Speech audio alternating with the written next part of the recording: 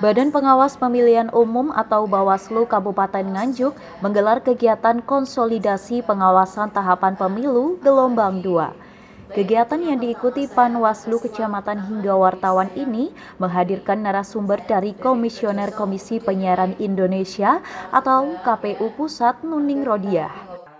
Komisioner KPI Pusat Nuning Rodiah mengatakan kegiatan ini merupakan bagian dari tindak lanjut sinergi antara KPU, Bawaslu, KPI, dan Dewan Pers dalam mempersiapkan pemilu pada 2024 mendatang. KPI berharap media dapat menyampaikan informasi yang bisa dipertanggungjawabkan agar publik bisa menerima pendidikan politik yang proporsional sehingga pemilih menjadi semakin cerdas.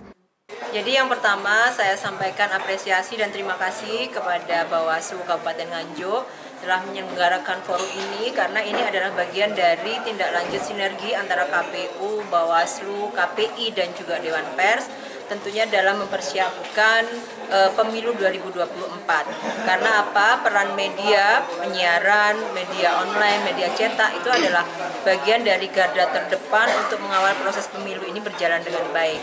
Harapannya media kemudian comply dengan beberapa aturan yang berkaitan dengan penyiaran, pemberitaan, dan iklan kampanye di media penyiaran, khususnya di konteksnya pemilu.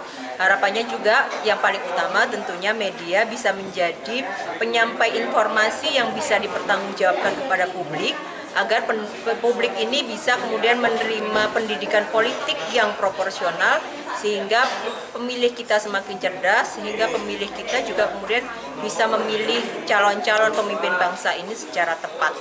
Langkah KPI sendiri kalau nantinya terjadi sengketa informasi berkaitan dengan kampanye, apa yang akan dilakukan? Tentunya yang menjadi domainnya Komisi Penyiaran Indonesia adalah pengawasan terhadap lembaga penyiaran baik televisi maupun radio.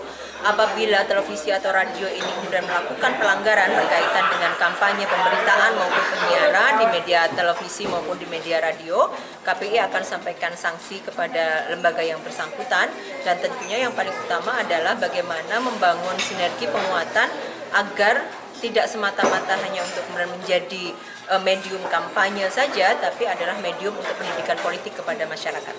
Sementara itu, menurut Komisioner Bawaslu Nganjuk Abdul Syukur, melalui kegiatan ini diharapkan Panwaslu Kecamatan mengerti hal-hal yang perlu dikerjakan menjelang tahapan dan pencalonan pada pemilu 2024, sehingga dalam hal pengawasan tidak hanya berfokus pada peserta pemilu, namun juga pada media massa. Memang ini merupakan momentum yang sangat baik ya. Tidak jaranglah kita mendatangkan, apalagi levelnya di tingkat Panwascam ya. Ternyata narsumnya itu adalah narsum tingkat RI.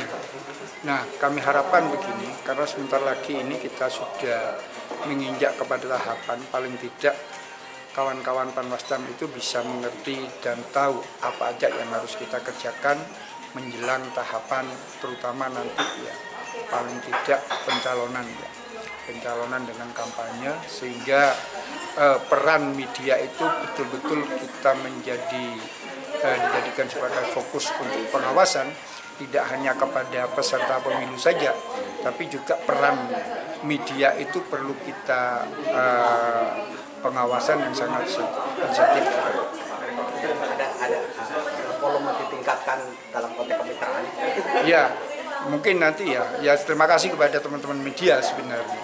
Karena bagaimanapun media itu merupakan kepanjangan corong daripada Bawaslu untuk menyampaikan norma-norma, baik itu norma-norma etika maupun norma-norma kepemiluan kepada masyarakat umum. Saya sangat terima kasih. Makanya kami berharap kepada setiap kegiatan Bawaslu, kami tidak akan terlepas dari menggandeng untuk teman-teman media. Dari Nganjuk, Andri Purwanto, KS TV.